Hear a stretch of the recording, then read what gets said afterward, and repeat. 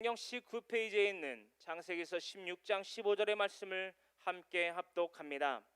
하갈이 아브라함의 아들을 낳음에 아브라함이 하갈이 낳은 그 아들을 이름하여 이스마엘이라 하였더라. 아멘. 오늘 창세기서 16장 15절의 말씀을 통하여서 이스마엘 그 두 번째 시간 갖기를 원합니다. 그 이스마엘 그 두 번째 시간 가운데에서 특히나 우리 금요일에도 나눴지만 이 이스마엘 그리고 히브리어로는 이시마엘이라고 하는 그 뜻은 처음 그 뜻, 본 뜻은 하나님께서 들으신다 라는 뜻을 갖고 있으며 조금 확대해서 참 남달리 해석할 수 있는 방면으로서는 하나님으로부터 나온 사람이다라고까지는 해석할 수 있을 것 같습니다. 지금 필요한 교회가 강해 설교를 하고 있기 때문에요. 기록된 순서대로 역사 순대로 역사 순대로 기록된 그 순서대로 우리가 강해 설교를 나누고 있기 때문에 여러 가지 다방면적인 다양한 하지만 진리는 왜곡하지 않은 그런 성서 해석 방법으로 여러분들과 오늘도 이 창세기서 16절 15절의 말씀 가운데에 이스마엘이라는 단어와 그 이스마엘이라는 단어가 역사적으로 또한 배경적으로 문화적으로 언어적으로 지리적으로 인물적으로 어떠한 메시지를 우리에게 안겨주고자 하심으로 말미암아 기록되었는지 우리가 함께 나눠보기를 원합니다. 이스마엘 또 이스마엘이라는 주제로 하나님의 말씀 나누기를 원합니다. 우리가 금요일에도 나눴지만 이 16장 1절로부터 16절의 말씀의 배경을 우리가 분명히 알아야만 된다는 거예요. 우리가 지난주까지 15장에 대해서 알아봤거든요. 이 15장의 내용은 무엇이었습니까? 잠시만요.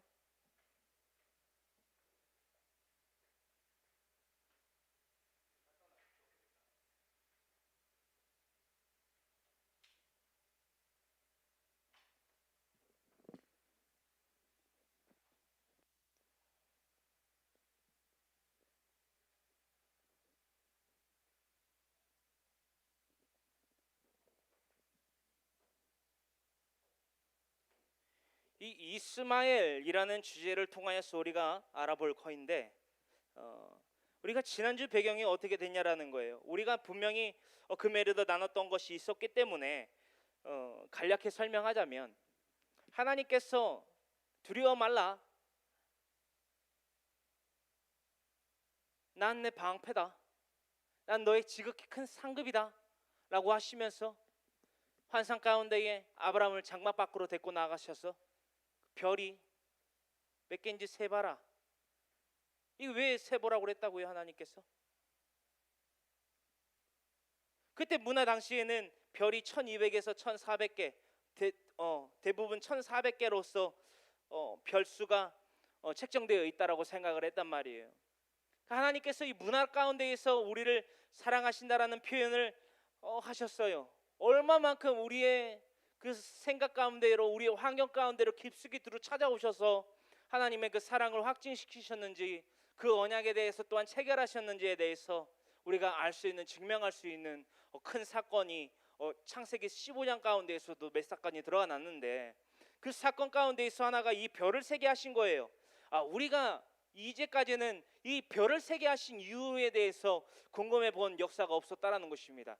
그냥 별을 세게 하셨구나. 그냥 우리가 지금 현세에서 보고 있는 별의 개수처럼 수많이 많은 별들을 보게 하셨구나. 그만큼 수많은 민족들이 그에게서 날 거라고 말씀하셨구나 라는 것 정도로만 이해를 하고 있었단 말이에요. 하지만 하나님의 놀라운 은혜는 깊숙이 숨겨져 있습니다. 천국은 마치 밭에 감추어진 보화라는 말과 비슷하게 해석할 수 있는데요. 정말 감추어져 있어요. 하나님의 진리, 그 진리를 다시 해석하자면 사랑인데, 그렇죠?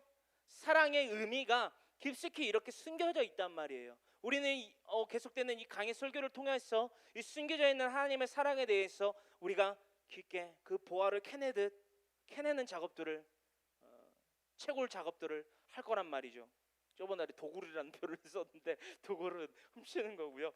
자, 채굴을 하는 방식들을 사용할 거란 말이에요. 자, 이 사랑을 깨닫게 하시려고 이 별을 세게 하셨어요. 아브라함이 놀랬어요. 와, 별이 1400개인 줄 알았더니 내가 밤을 새서 다 세봐도 1400개는 좋게 넘는구나. 이야, 이 민족을, 셀 수 없이 많은 이 민족을 나에게 나로부터 내가 조상이 그들의 조상이 되게 하시는구나. 놀랬어요. 그리고요, 이 언약이 체결하기를 원했어요. 아브라함의 중심 가운데요, 아브라함이 체결하기를 원했어요. 컨펌하기를 원했다라는 거예요. 그래서 뭘 했죠? 쪼갠 짐승을 하나님 앞에 갖다 놓고 15장 11절 말씀까지의 가운데에 그 쪼갠 짐승을 그 솔개로부터, 그렇죠? 야생 그 솔개로부터 지켰어요. 왜? 피가 나니까. 그렇죠?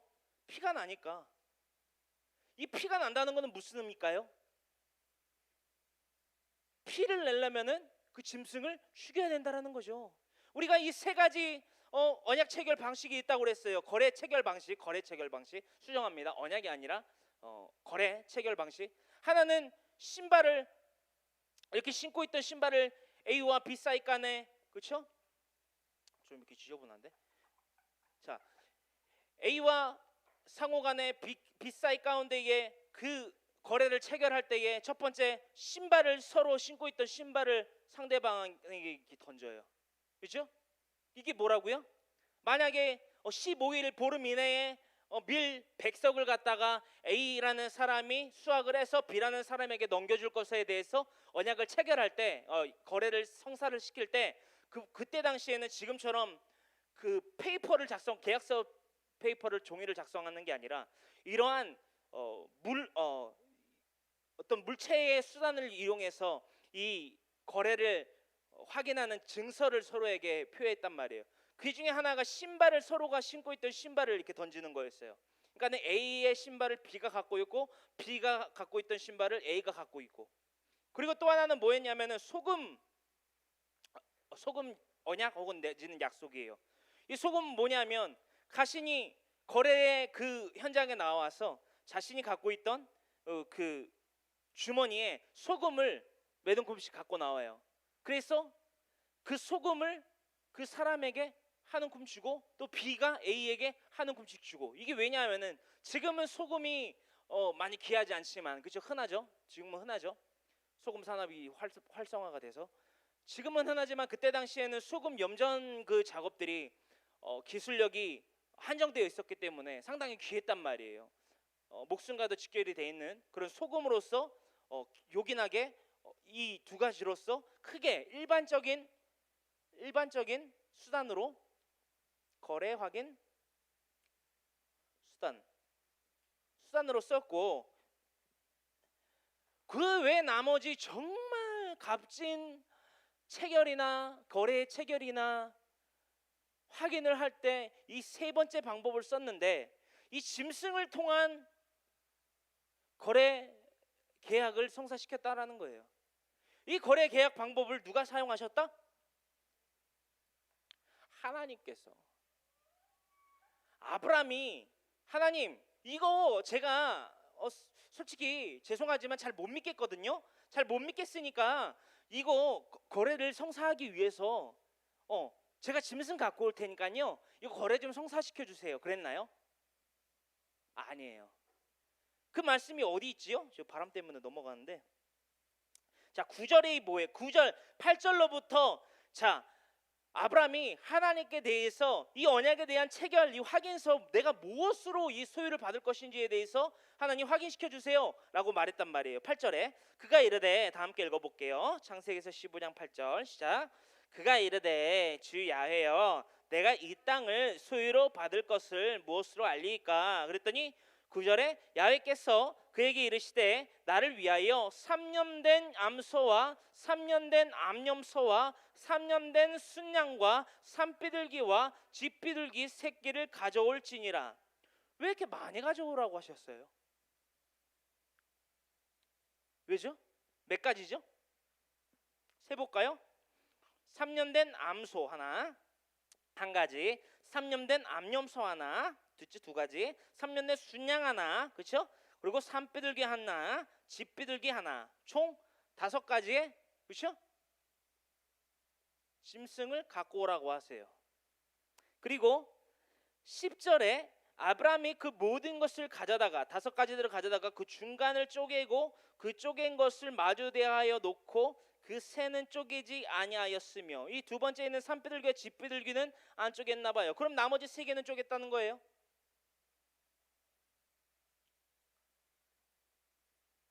여기 너무 확대 해석을 많이 하자면 추상적으로 그게 뭐 성부와 성자와 성령으로라도 이렇게 한다 하는 분들도 있는데 그건 좀 너무 간 것 같고, 저는 그렇게는 안 할게요. 그건 너무 간 것 같아서. 이 그러면 다른 것들로 이렇게 증빙이 돼야 되는데 증빙이 되는 게 별로 없어서 그렇게까지는 못 하겠고요. 이 3가지의 소와 그 염소와 뭐죠? 암염소, 그죠? 암염소와 암소와 순양, 그죠? 양과 소와 염소, 이렇게 3가지를 쪼개놨어요.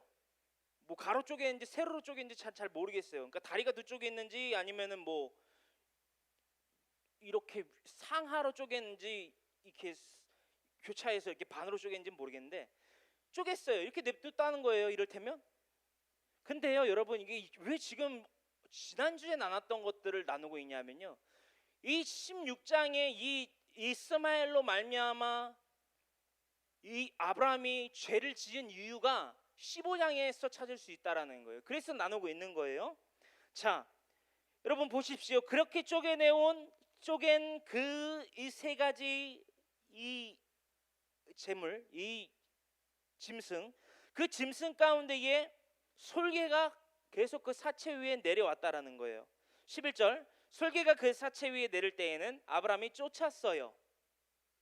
그리고 11절까지 마지막 단락에 끝나면서 12절에 무언가가 중요하게 암시가 돼 있어요. 어떤 사건의 전개가 있을 때 성경은 항상 암시문을 많이 사용되어져 있다는 것입니다. 12절의 말씀 가운데 함께 읽어봅니다.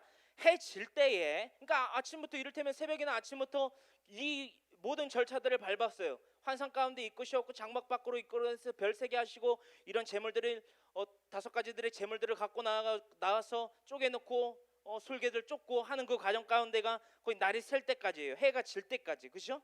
오전부터 뭐 오후 늦게까지. 해질 때에 아브라함에게 깊은 잠이 임하고 큰 흑암과 두려움이 그에게 임하였더니, 자, 이 12절의 말씀 가운데에서요, 우리가 얘기한 것이 있어요. 아브라함은 자고 있었다. 아브라함이 왜 자고 있었냐라는 거예요. 그렇게 해석을 안 하시는 분들도 있는데요, 제가 뭐 그거 갖다 책 잡자고 하는 게 아니라 아브라함이 자고 있었던 게 확실하다라는 거예요. 왜냐하면 내용의 말씀들은 그 본문 말씀 가운데 있어 그 이유를 찾아야 됩니다. 그 까닭을 찾아야 된다라는 거예요. 야훼께서 아브라함에게 이르시되, 제가 그냥 쭉 읽어볼게요. 지난주 나눴던 거니까. 야훼께서 아브라함에게 이르시되, 너는 반드시 알라. 네 자손이 이방에서 개게 되어 그들을 섬기겠고 그들은 400년 동안 네 자손을 괴롭히니. 여기 애굽 땅에 대해서 나오는 거죠. 그리고 출애굽에 대해서 말씀하세요. 14절, 그들이 섬기는 나라를 내가 징벌할지며 그 후에 내 자손이 큰 재물을 이끌고 나오리라. 출애굽에 대해서 말씀하시고요. 너는 장수하다가 평안히 조상에게로 돌아가 장사될 것이요, 죽음을 의미하고요. 네 자손은 4대 만에 이 땅으로 돌아오리니 이는 아무리 족속이 제약이 아득 가득하지 아니함이라 하시더니, 해가 져서 어두울 때에 연기 나는 화로가 보이며 그 타는 횃불이 쪼갠 사이로 지나가더라. 예수님께서 언약을 다 하시고요, 17절에 거래를 성사시키세요. 데오스라고 할게요. 하나님께서 아브라함에 대한 거래를요 성사시키세요. 근데 보세요, 17절의 말씀 함께 읽어봅니다.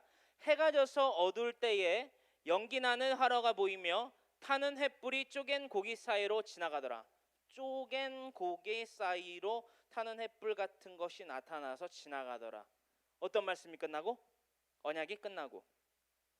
근데요, 아브라함은 이 거래를 성사시키지 못했어요. 일방적인 거래가 됐다라는 거죠.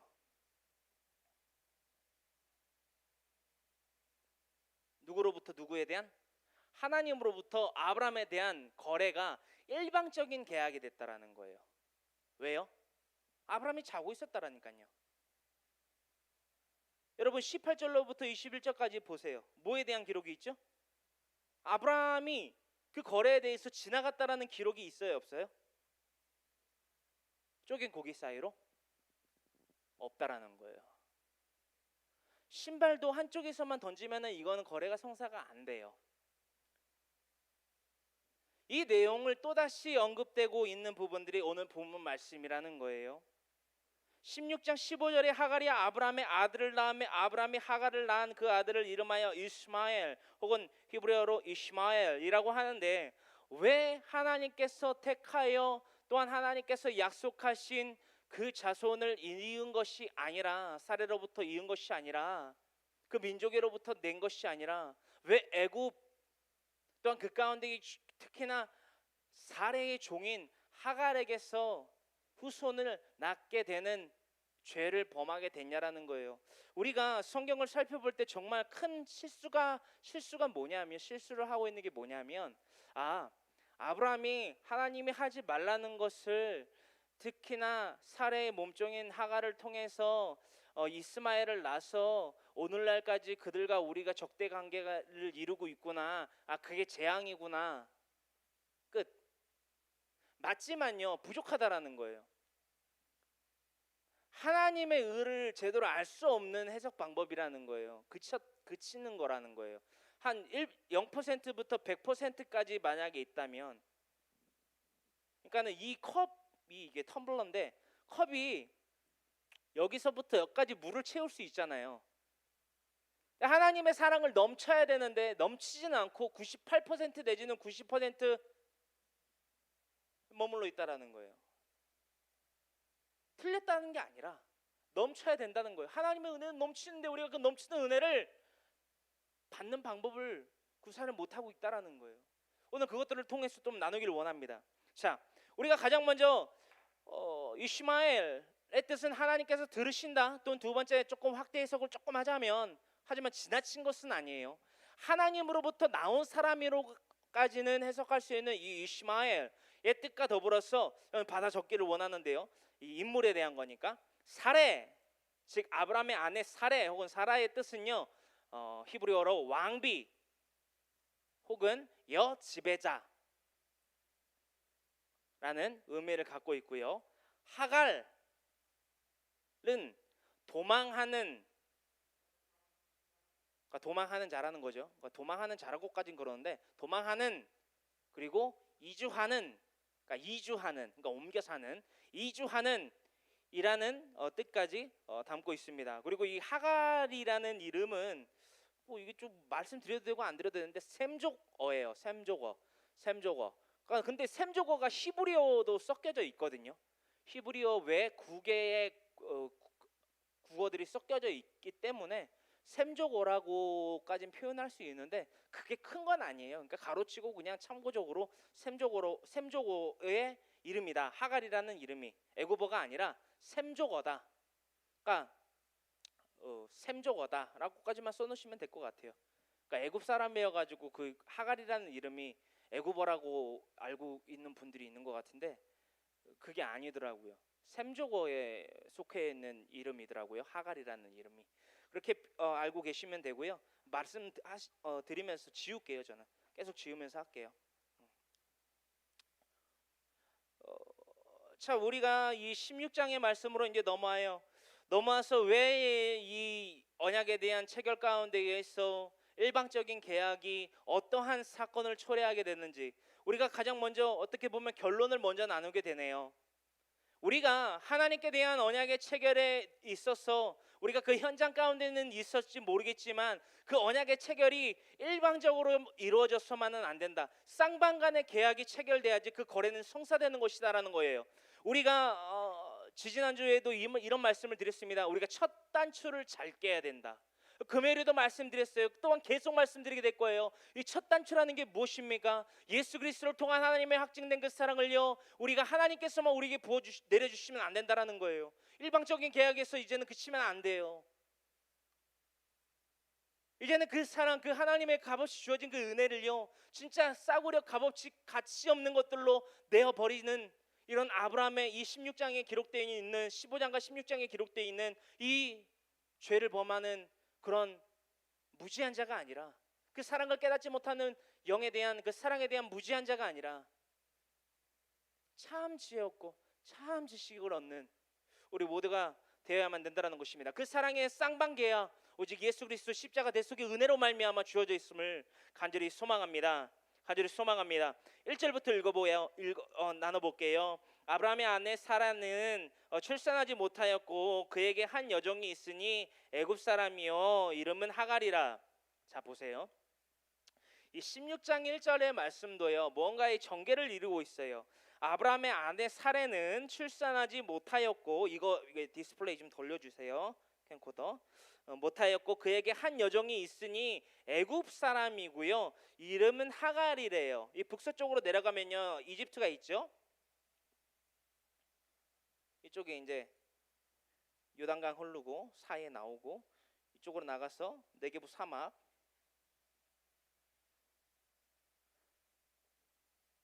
여기가 이제 어디죠? 어디죠 여러분? 지중해, 혹은 뭐 대해라고도 해요. 대해라고도 하는데, 이 애굽 네게부 사막을 지나고 북서쪽으로 가다 보면 애굽이 나와요. 이집트, 그죠?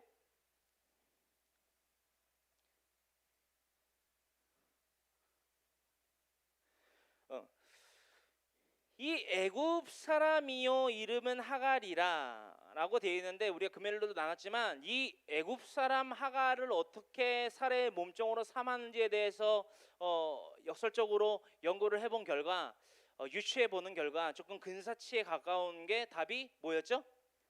창세기서 12장에 베델에서 네게부 사막의 기근 이르러서 애굽에 들어갔던 아브라함과 그 일족들 가운데 의해서 그 하나님의 은혜로 말미암아 애굽 그 파라오 땅에, 파라오 그 집안에 재앙이 임하고, 그 재앙 가운데 의해서 하나님의 은혜로 말미암아 그곳에서부터 나올 때에 그들이 빈손으로 나오지 않고 각기 소유와 종들을 이끌고 나왔다라고 기록이 되어 있어요. 그죠? 12장에, 창세기서 12장에 그 말씀 가운데에 유추해 본 결과 그 수많은 몸종과 그 모든 소유 가운데에 이 하갈도 딸려서 나온 게 아니냐라는 연구 결과 정도라고 말할 수 있겠어요. 그 중에 하갈이 같이 섞여서 나왔다라고 우리가 유추해 보고요. 간단히 넘어갈게요. 자 2절 함께 읽어봅니다. 사레가 아브라함에게, 앉으셔도 돼요. 나한테 디스플레이 돌려주시고요. 사레가 아브라함에게 이르되 야훼께서 내 출산을 허락하지 아니하셨으니 원하건대 내 여종에게 들어가라. 내가 혹 그로 말미암아 자녀를 얻을까 하노라 하며 아브라함이 사라의 말을 들으니라. 여러분 2절의 말씀이 이해가 안 가신다. 이해 가요. 왜? 한국말로 써져 있으니까요. 근데 사라의 말은 이해가 가면 안 돼요. 야 그거 아니야. 이보세요 사레씨, 무슨 말씀이세요? 가 돼야 된다라는 거예요. 이거 지금 앵글을 잘못 잡아주신 것 같은데 여기 칠판이 안 나오는데요. 풀샷으로 그냥 당겨요. 조금 풀샷으로. 2절의 말씀, 이 사례의 말은 도무지 진짜 모르는 말이에요. 여러분 이거에 대해서 우리가 나눠보기를 원해요. 사례가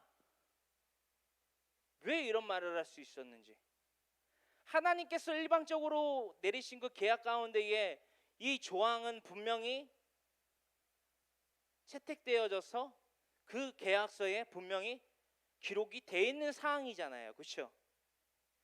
수많은 별과 같을 것이라 말씀하셨잖아요. 그렇죠? 5절에 15장 5절에. 근데 뜬금없는 말을 한다라는 거예요. 아브라함에게 이르되 야훼께서 내 출산을 허락하지 아니하셨으니 원하건대 내 여종에게 들어가라. 내가 혹 그로 말미암아 자녀를 얻을까 하노라 하매 아브라함이 사레의 말을 들으니라. 사레는요 가장 먼저 하나님의 뜻을 알지 못했어요. 15장의 말씀에 사레는 분명히 기록되지 않아요. 그렇죠? 같이 그 환상을 봤다라는. 하지만 아브라함은 봤어요. 그렇죠? 그 언약을 들었어요. 그 언약에 대한 체결, 그 짐승 가운데 지나가신 하나님의 그 부름 못 받지만 그렇죠? 작기 때문에. 그 전에 위에 있는 상황의 구절들은요 다 봤어요. 다 들었어요. 환상 가운데. 그렇죠? 어떤 말씀인지 아시겠죠? 근데 어떻게 이런 말을 하고 있냐라는 거예요. 여러분, 여기에서 우리가 우리의 그리스도인의 삶 가운데에서 부부의 생활에 대한 가이드라인이 분명히 제시가 됩니다. 공존해야 된다라는, 공유해야 된다라는 거예요. 하나님께서 주신 그 메시지와 하나님께서 말씀을 통해서 또한 기도를 통해서 찬양을 통해서 우리의 그리스도인의 삶 가운데에 제시하시는 그 가이드라인을요 함께 항상 공유해야만 된다라는 거예요. 할렐루야. 그게 행복이에요. 부부뿐만이 아니고요, 내 형제 간에 또한 내 부모와 자식 간에 이 모든 것들이 공유가 될 때 그 집안이 그리스도인의 가정이 된다는 것을 우리는 알 수 있다는 것입니다. 정말 이해 안 되는 말을 해요. 출산을 허락하지 아니하였으니 원하건대 내 여정에 들어가라. 내가 꼭 그런 말미암아 자녀를 얻을까 하노라 하매 아브라함이 사례의 말을 들어요. 아니요, 적어도요 하나님께서 그 많은 수많은 환상 가운데에서 자신의 상상을 초월하셨잖아요. 그렇죠? 육신의 생각을 초월하셨잖아요. 뭐를 통해서? 적어도 별을 통해서 1400개 이상의 별을 보여주셨다는 거예요. 왜 이것들이 이 5절에 기록되어 있냐라는 거예요. 우리가 이것을 궁금해보고 탐구해보고 발췌해봐야 된다는 거예요. 왜 보이셨을까? 왜 수많은 물질 가운데에서 왜 하필이면 장막 밖으로 이끌어내셔서 수많은 별을 보게 하셨을까? 이것에 대한 탐구를 했을 때 그 문화 가운데에서는요 별이 1400개 정도였단 말이에요. 그때 문화권에서. 근데 이 이상의 별을 세게 하신 이유가 무엇이었을까냐라는 거예요. 하지만 아브라함은 그것을 사례에게 전하지 않았어요. 전하지 않은 것뿐만이 아니라요, 이 2절의 말씀을 사례가 했을 때에 그 말에 순종을 했어요. 어떻게 했어야 됐을까요? 여러분들이라면 어떻게 하셨을까요?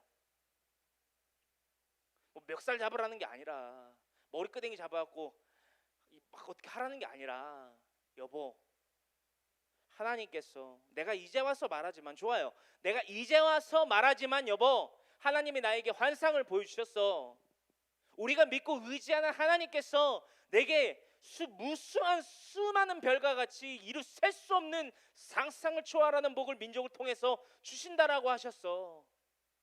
그들이 당장은 나의 허리 가운데에 나서, 또한 내 민족 가운데에서 그 후손에게서 나서 종생활을 하고 출애굽을 하고 포로 생활을 하고 돌아올 터이지만, 그 수많은 민족이 이 모든 지명 가운데에 널리 퍼질 것이라고 나에게 약속해 주셨어. 여보, 손을 붙잡고 얘기하는 거예요.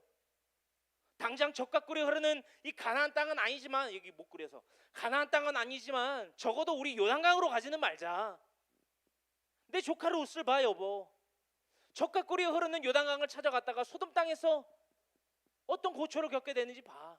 여보, 그들라멜 왕에게 잡혀갔던 우리 조카 롯을 찾아왔던 여보, 나의 그 승전보를 올리고 돌아오는 그때의 모습을 여보 못 봤어.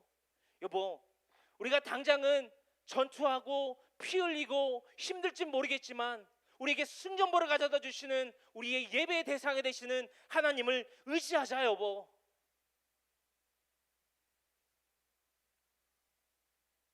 여러분, 이게 나와야 돼요. 야, 아브라함 나쁜 놈, 하나님이 그 약속을 했는데 저런 식으로 행동해? 사례의 나쁜 년. 이게 안 된다라는 거예요. 여기서만 그치면 안 된다라는 거예요. 뭐 하다 보니까 욕을 하는데, 나쁜 그 걸, 그렇죠? 나쁜 맨, 그렇죠? 맨 and woman, 그렇죠?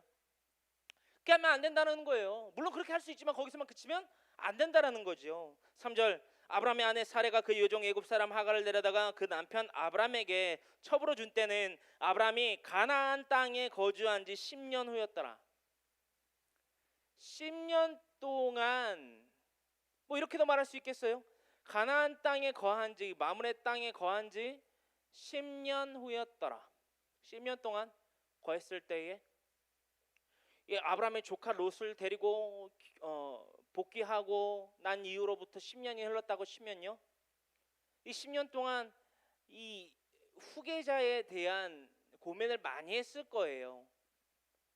후계자에 대한 고민을 많이 했을 거란 말이에요. 마리조가 후계자지 대를 이을 그 씨에 대해서 고민을 했을 거란 말이에요. 아브라함도 그렇고 사례도 그렇고. 근데 그 씨에 대한 고민을 하나님께서 두려워 말라라고 말씀하시면서 두려워 말라라는 것은 군사력에 대한 의미가 크거든요. 나는 내 방패요, 너를 지킬 방패요. 너희 지극히 큰 상급이라, 민족에 대한, 씨에 대한 약속을 하시면서 15장의 내용의 전개가 이루어졌는데, 이 말씀 가운데에서 우리가 알 수 있는 것은 3절의 말씀은 아브라함이 하나님께 대한 믿음의 신뢰를 어떤 환경 가운데에서 저버리게 되었는지에 대한 까닭과 이유에 대한 설명이에요. 3절이요. 왜였을까요? 이 수많은 무수한 별을 보고도 왜 이런 행동을 했을까요? 자기 딴에는요 이렇게 생각했어요. 수많은 별을 봤지만 but 컨펌의 이 계약서는 체결되지 않았어. 왜? 계약서를 다 준비를 했지만 찢은 그 고기들을 놓고 거래를 성사하기 위해서 계약서는 준비했지만 나는 지나간 적이 없어. 왜요? 잤으니까. 자기가 지나가지 않았던 것보다 더 먼저 하나님께서 그 찢은 고기 사이로 지나가시는 그 불을 아브라함은 본 적이 없어요. 고로 자신은 이렇게 스스로 착각했을 거예요. 또한 그 착각 가운데에 오인하고 오용했을 거예요. 오늘 이 말씀처럼요. 받은 게 없어. 그 사랑 받은 게 없어. 하나님이 우리를 어떻게 사랑하셨는데, 언제 어떻게? 말라기서의 말씀이고요.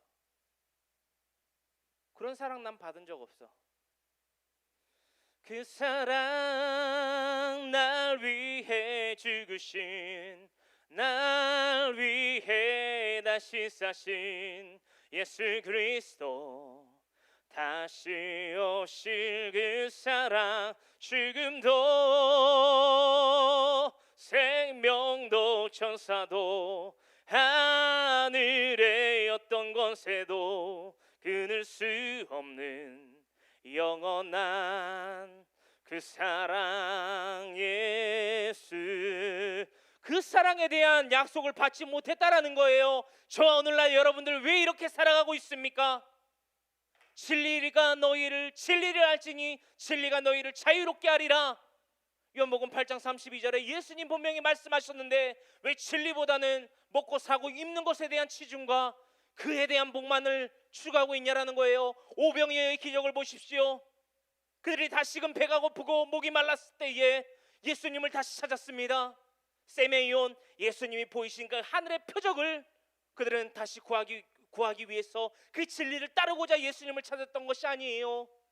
다시 배가 고프니까, 다시 목이 마르니까 어떻게 이 줄인 배를, 어떻게 이 마른 목을 조금 다시금 숙여보고 채워볼까? 여러분, 우리 그렇게 살아가고 있어요. 떠나가세요. 그런 마인드라면 떠나가세요. 예수님은 그런 자들을 찾지 않으십니다. 예수님 말씀하세요.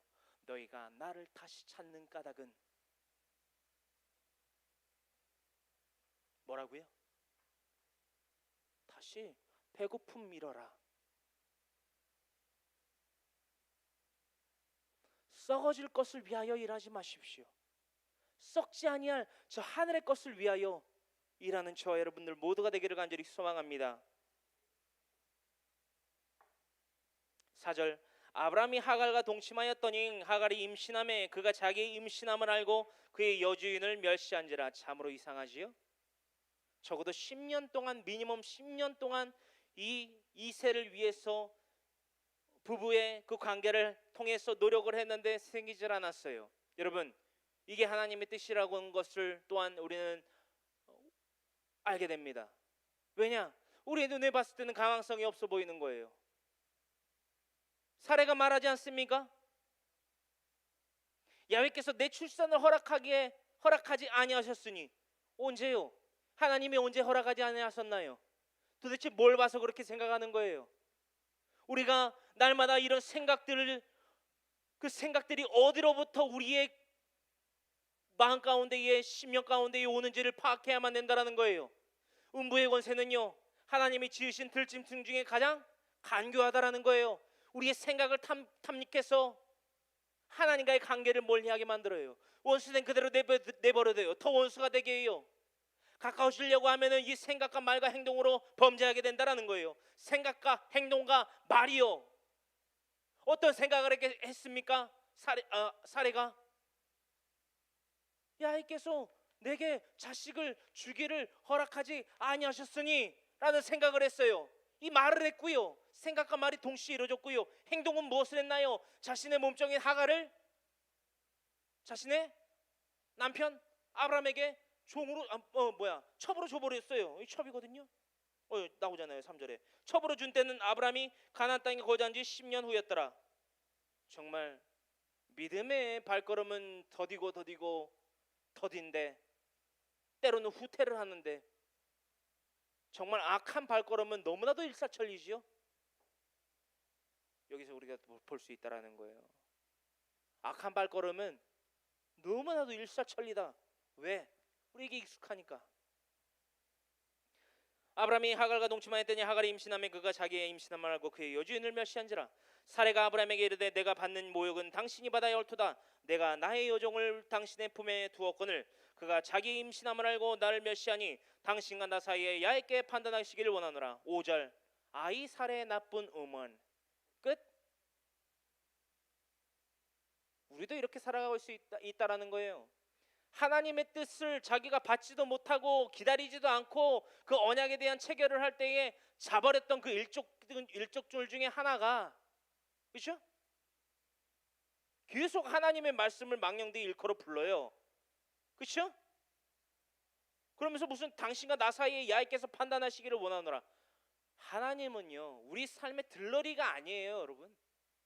우리의 삶의 주관자지. 우리의 삶에 우리가 우리의 힘대로 살다가 이리저리 살다가 안 될 것 같고 우리가 원하지 아니하는 어떠한 난간에 부딪혔을 때 그때 가갖고 찾는 게 하나님이 아니라는 거예요.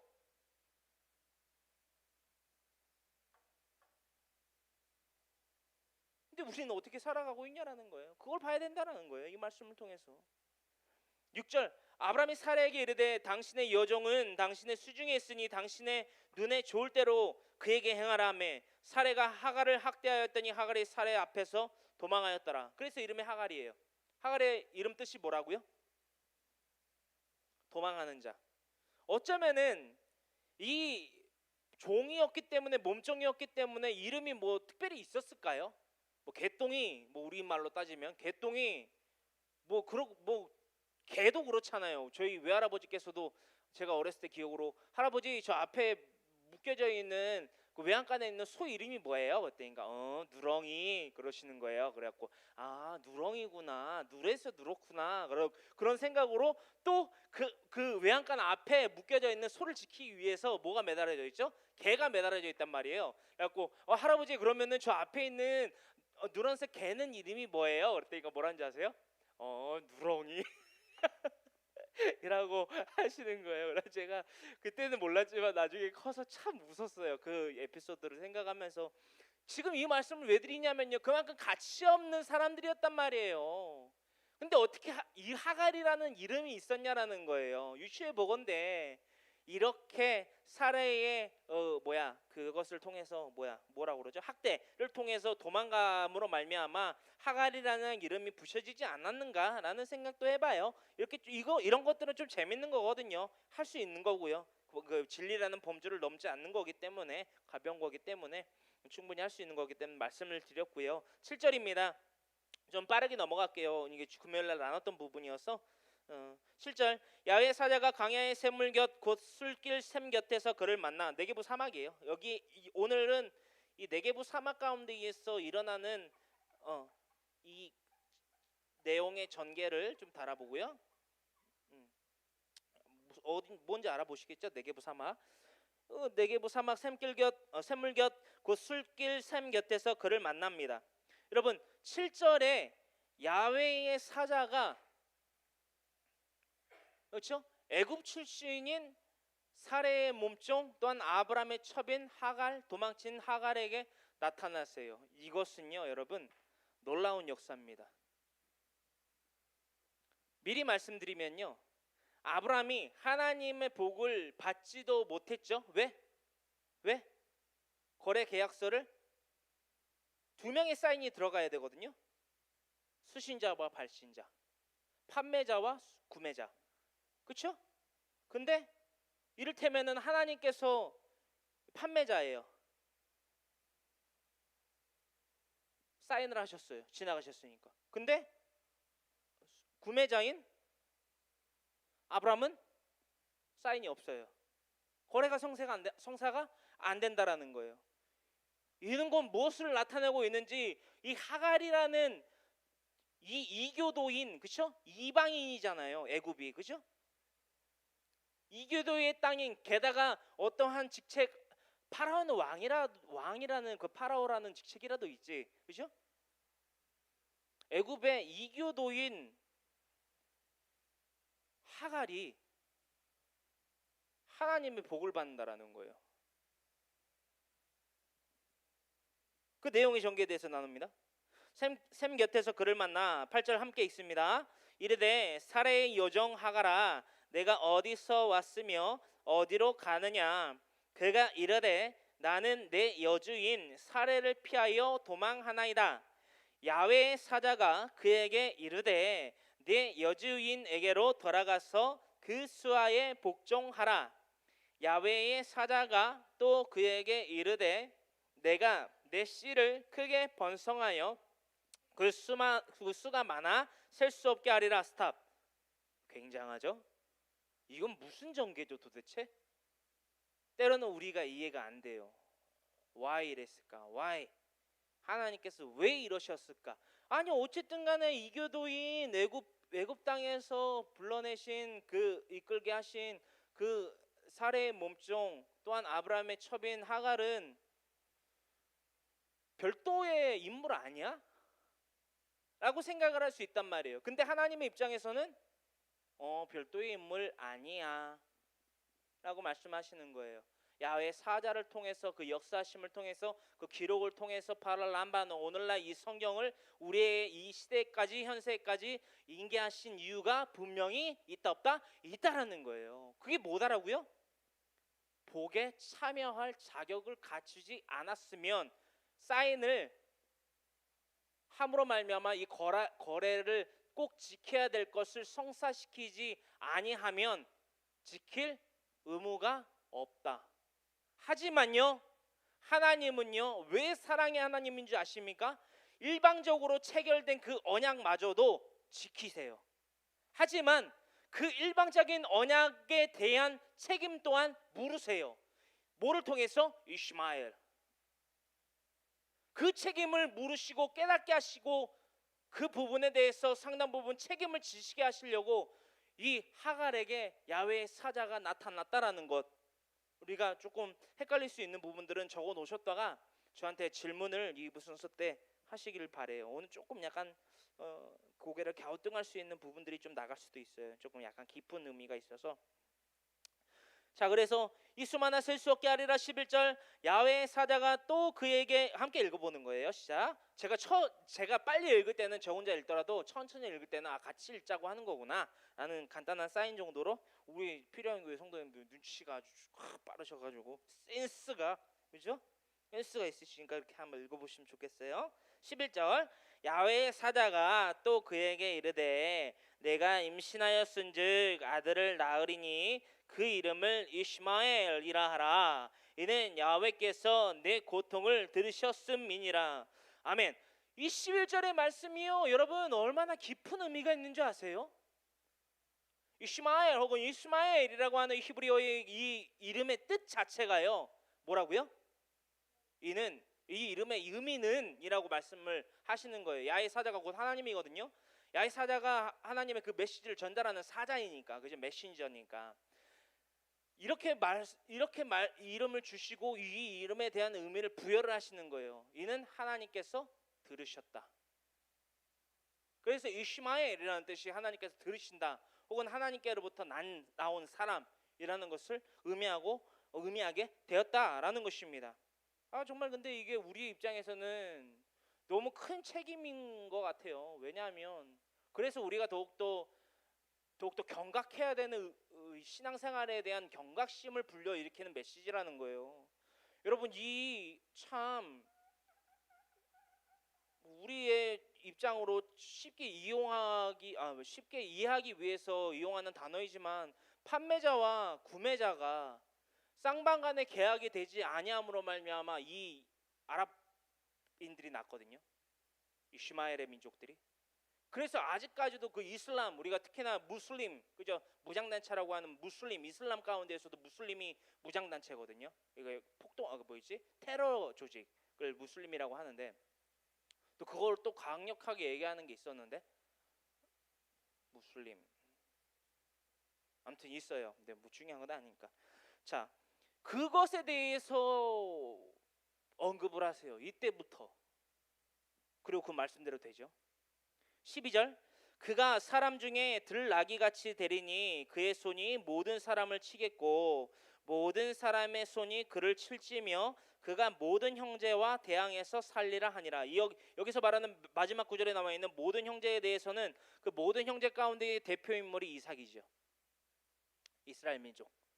이스라엘 민족과 이제 무슬림들 간의 아랍 계통의 그 뒤에 그 이스탄불, 카자흐니스탄, 불 막 이렇게 들어간 국가 중에 뭐 이렇게 막 별 그려 있고 막 이런 국기에서도 알 수 있고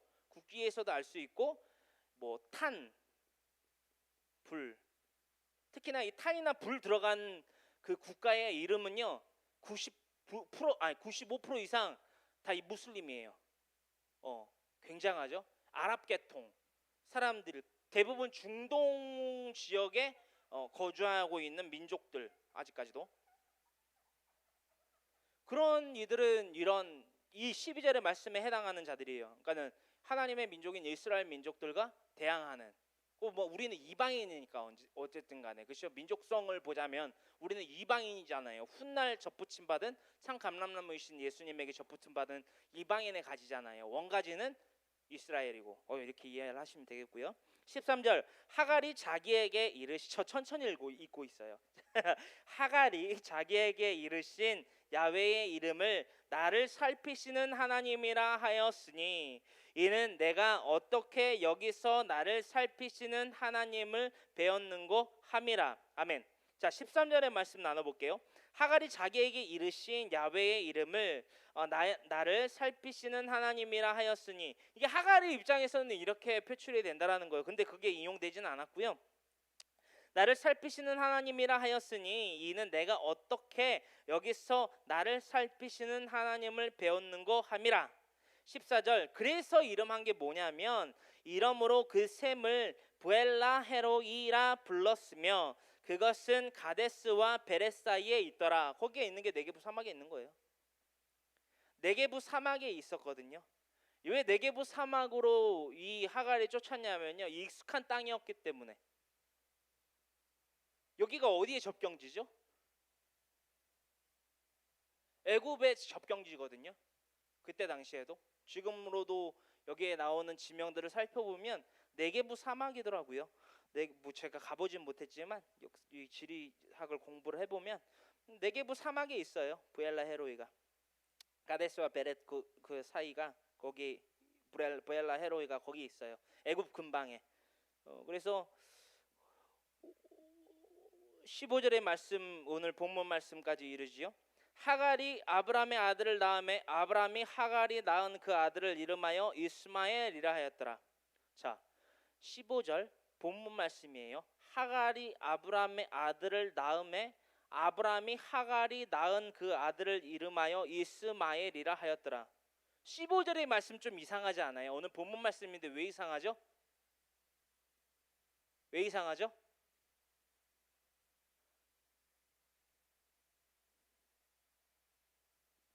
뭐가 이상한가요? 아브라함이 왜 이스마엘이라고 이 하갈의 그 태에서 난 그 아들을 이름하여 지었죠? 예? 하갈이 말했겠죠. 그러면서 여러분, 우리가 여기서 깨달아야 될 것이 이거라는 거예요. 하갈이 아브라함한테 말하면서 뭐도 말했을까요? 부엘라 헤로이에 대한 그 모든 것을 말했겠죠. 이스마엘의 이라는 이름의 뜻도 말했겠지요.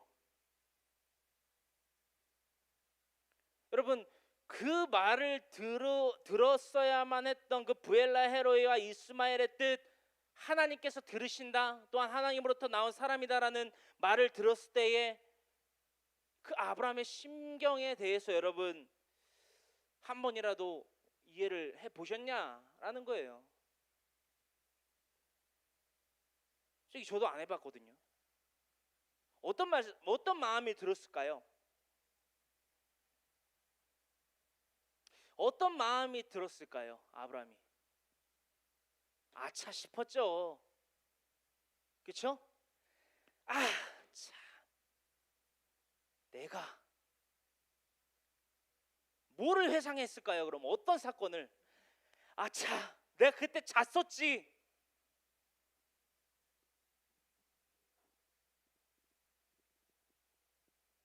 내가 이 거래를 완전히 성사할 수 있는 거래의 현장 가운데에서 미련하게 잤었지. 여러분, 뭐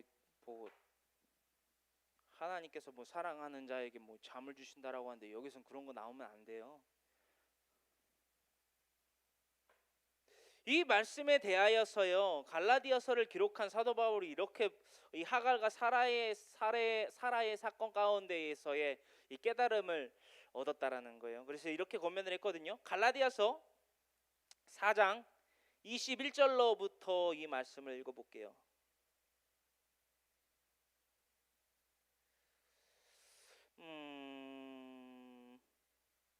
31절까지 말씀인데요, 제가 그만할 때까지 한번 읽어볼게요. 갈라디아서 4장 21절로부터 함께 읽어봅니다. 신약성경 갈라디아서 4장 21절. 이 하갈과 사라의 사건 가운데에서 이 사도 바울이 구약성경의 이 말씀, 창세기서의 말씀을 통해서 뭘 깨달았는가? 이 2차적으로 사도 바울이 깨달은 이 하갈과 사라의 사건 가운데에서 이 깨달음을 다시금 우리에게 인계한 이유는 무엇인가? 우리가 무엇을 캐치할 수 있는지를 한번 살펴보기를 원해요. 갈라디아서 4장 21절로부터의 말씀 함께 있습니다. 내게 말하라, 율법 아래에 있고자 하는 자들아, 율법을 듣지 못하였느냐? 기록된 바 아브라함에게 두 아들이 있으니 하나는 여종에게서 하나는 자유 있는 여자에게서 낳다 하였으며 여종에게서는 육체를 따라 낳고 자유 있는 여자에게서는 약속으로 말미암았느니라. 아멘. 그 위에 24절로부터 31절의 말씀은요, 집에 가서 읽어보시고요, 한 주 동안. 자, 23절까지에 있는 말씀 가운데에서요, 23절에 육체와 그쵸? 자유 가운데에서 난 두 생명체에 대해서 언급을 해요. 이게 가장 큰 의미거든요. 어떻게 보면 이게 오늘 본문 말씀일 수도 있어요. 너무 핵심적이어서. 23절 여종에게서는 뭐죠? 사례죠. 사례 맞아요? 하갈이죠, 하갈.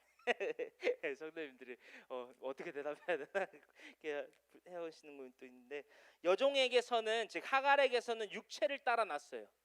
누구를 낳았죠? 이스마엘. 하나님의 민족에 대한 대항하는 자들, 그죠? 그리고 자유 있는 여자에게서는 누구죠? 사례.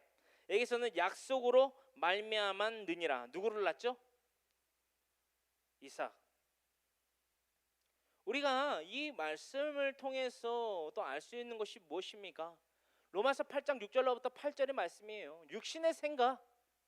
사례가 과연 영의 생각으로 말미암아 하나님께 대한 언약에 대한 체결을 잘 알고 아브라함인 그 남편인 아브라함에게 잘 전해 들음으로 말미암아 그런 행동과 그런 말들을 했을까요? 언행 심사를? 아니었다라는 거예요. 여러분, 여기서 우리는 무엇을 분명히 인지해야 되고 캐치해야 됩니까? 우리 육신의 생각으로 말미암아 나을 수 있는 것은 사망밖에 없다라는 거예요. 할렐루야. 우리가 영의 생각에 속해 있다는 것은 그럼 무엇을 의미합니까? 우리에게 쌍방간의 계약의 체결을 조건해야 된다는 것은 무엇입니까? 첫발, 그 믿음의 첫발을 잘 내디뎌야 된다는 말은 무슨 말이냐라는 거예요. 우리가 아직 죄인되었을 때에 그리스도께서 죽으심으로, 우리를 위하여 죽으심으로 하나님께서 우리에 대한 자기의 사랑을 확증하셨느니라. 할렐루야. 로마서 5장 8절의 말씀을요 날마다 묵상해야 되는 이유가 여기 있다라는 거예요. 하나님은 우리에게 그 크신 사랑 독생자 예수 그리스도를 통한 그 십자가 대속의 은혜와 부활 사건을 통하여 하나님의 값없이 주어진 은혜를 우리에게 주셨건만,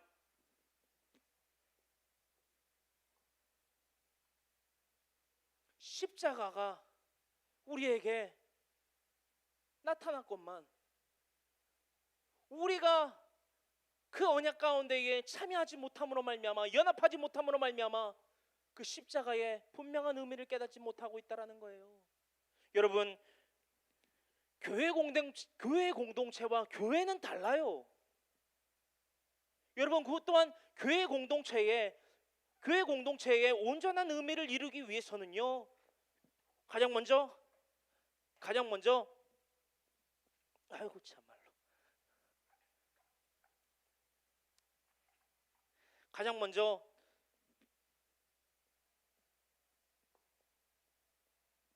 교회가 되지 않으면요, 교회가 되지 않은데 어떻게 교회의 공동체를 이루겠습니까?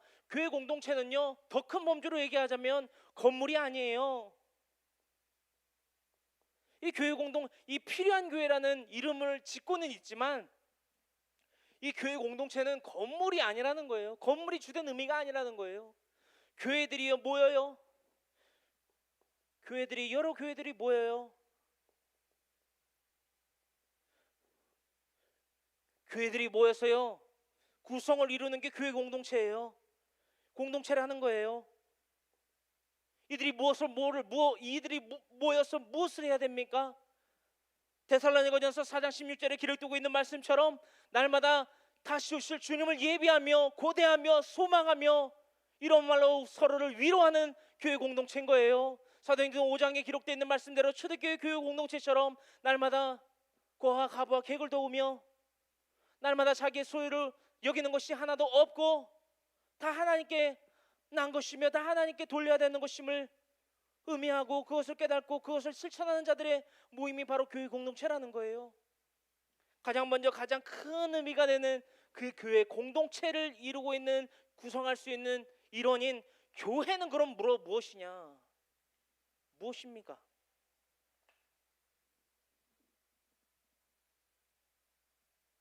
음부의 권세가 이기지 못하는, 마태복음 16장 18절에 기록되고 있는 음부의 권세가 이기지 못하는, 예수님이 베드로에게 인치셨던 그 인침 그대로를 우리가 받아 누리는 거예요. 너는 베드로라, 내가 이 반석 위에 내 교회를 세우리니 음부의 권세가 이기지 못하리라. 아니 어떻게, 무엇이 있기 때문에, 무엇이 존재해야만 하나님이 주신 들짐승 중에 가장 강교한 그 사탄, 그 음부의 권세도 이기지 못하는 내가 되냐라는 거예요. 여러분, 내가 지식을 IQ를 한 225, 250, 아인슈타인이 그랬잖아요. 사람의 IQ 지능지수는 무한대다. 정말 이루 말할 수 없다. 뭐 쉽게 말해서 상상을 초월한다. 뇌의 그 활용도에 따라서 IQ도 증진한다. 그게 과연 무한한 의미일까요? 그래봤자 뭐합니까? 육신은 죽는데. 그게 아니고요, 여러분. 그 IQ를 말하는 게 아니고요, 여러분. 상상을 초월하는 하나님의 복 가운데에 거할 수 있는 방법을 의미하고 있다라는 거예요. 교회가 말이에요. 오늘날 우리가 그렇게 하나님과 우리와의 그 쌍방 계약을 이루는 믿음을 온전히 갖고 있냐라는 거예요. 오늘 칠판 정말 많이 쓰네요. 정말 이 쌍방 간의 계약이 오고 가는 이 계약이 성사되고 있냐라는 거예요. 하나님이 우리를 지극히 사랑하시면 뭐예요? 하나님께서 세상을 이처럼 사랑하사 독생자를 주시면 뭐예요? 이는 그를 믿는 자마다 하나님께서 세상을 이처럼 사랑하사 독생자를 주셨으니 끝. 이게 뭐냐라는 거예요. 뭐를 이룰 수 있냐라는 거예요, 여러분. 이는 그를 믿는 자마다 멸망치 않고 영생을 얻게 하려 하시는 하나님의 영생을 얻는 것이 우리가 궁극적인 목표이자 복인데, 이 복을 누리는 분명한 쌍방 계약이 이루어져야 되는데 일방적인 계약만 이루어져서 뭐 하냐라는 거예요.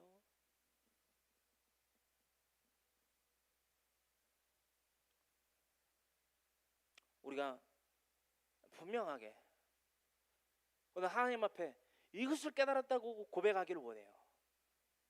내가 여태까지 하나님께서 나를 사랑하시는 그 일방 계약만을 알고 있었습니다. 그것을 쌍방 계약이라고 착각하고 있었습니다. 믿는 것이 뭔지를 몰랐습니다. 하나님. 하지만 이제는 일방 계약에 내가 일방 계약에 머물러 있는 자가 되지 않기를 원합니다. 내 남은 호흡이 이제까지 살아왔던 나의 삶의 방식과 나를 위한 삶의 그 호흡이 아니라 하나님의 방식대로, 하나님의 방법대로, 하나님의 기뻐하시는 삶으로 바쳐지기를 원합니다라고 고백하는 저와 여러분들 되기를 원해요. 할렐루야. 그러므로 말미암아 우리들의 목표는 무엇이냐라는 거예요. 하나님과의 쌍방 계약을 기억하여 아브라함과 같이 좀 차지 좀 말고요. 여러분, 뭐가 그렇게 아파요? 뭐가 그렇게 힘들어요? 알죠. 여러분 어떻게 얼마나 힘들게 사시는지 제가 알죠.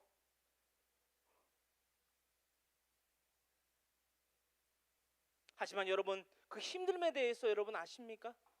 예수님께서 어떤 삶, 얼마만큼의 힘든 삶을 여러분 그 고초를 겪었는지 여러분 아십니까? 누구 때문에? 우리 때문에.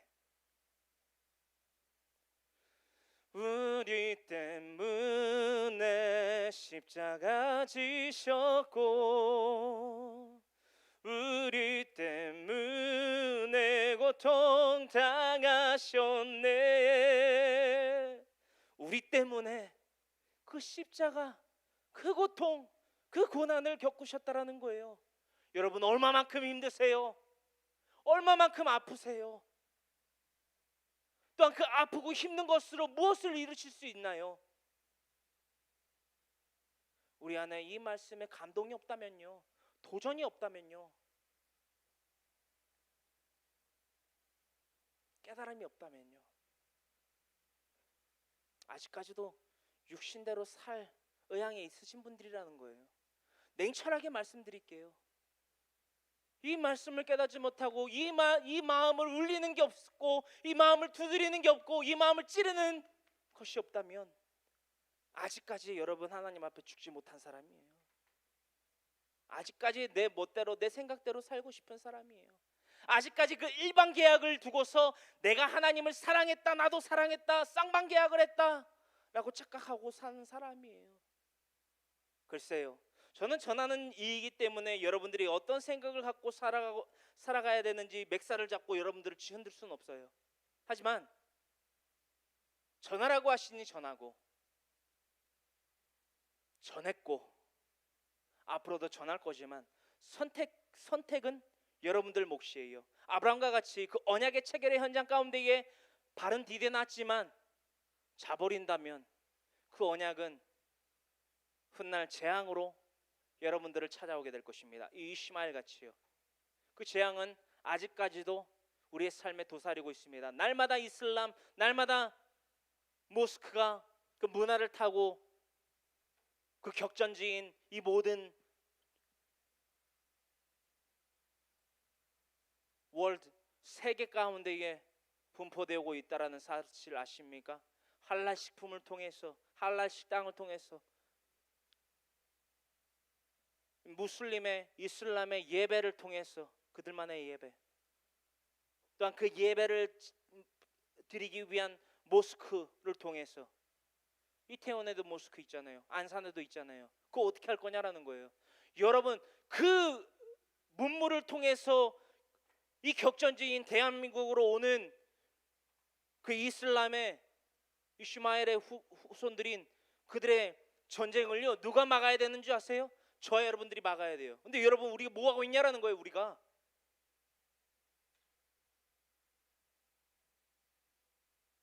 할랄 식품 나 하나쯤이야 나 하나 사 먹는다고 뭐 달라져? 그러고 사 먹잖아요. 그러고 사 먹어갖고 이렇게 된 거예요. 네? 모스크를 이태원에다 짓는다고? 뭐 그거 하나 들어선다고 뭐 그 정도는 뭐 안 사네? 그 정도는 뭐 하나님이 알아서 하시겠지. 말도 안 되는 소리인 거예요. 그거는 그리스도인은 하나로 집대성돼서 합쳐져야 된다라는 거예요. 그러면서 무슨 공동체를 운운하냐라는 거예요. 그 뭐야, 국민신문고에다가 그리스도인이 이 이슬람 이대로는 안 됩니다. 이대로 허락해서는 안 됩니다. 이대로 예스 해서는 안 됩니다. 그 정도쯤이야 해서는 안 됩니다. 우리 20만 투표해서 나라에다가 의견을 그리스도인들의 의견을 반영합시다라고 했을 때에 누구도 그 20만 서명 운동에 참여했냐라는 거예요. 여러분 얼마나 그것에 대한 경각심을 가지고 계십니까?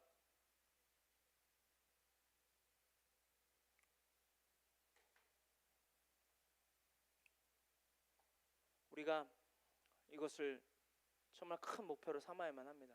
하나님과의 쌍방개혁을 기억하여 삶의 가이드라인으로 분명히 제시받는 저 여러분 모두가 되기를 간절히 소망합니다. 하나님과의 쌍방개혁을 기억하여 지키는 우리 모두가 되기를 간절히 소망합니다 라고 우리 다 같이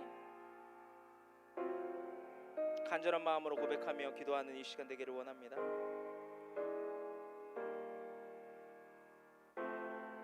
주님 고맙고 감사합니다.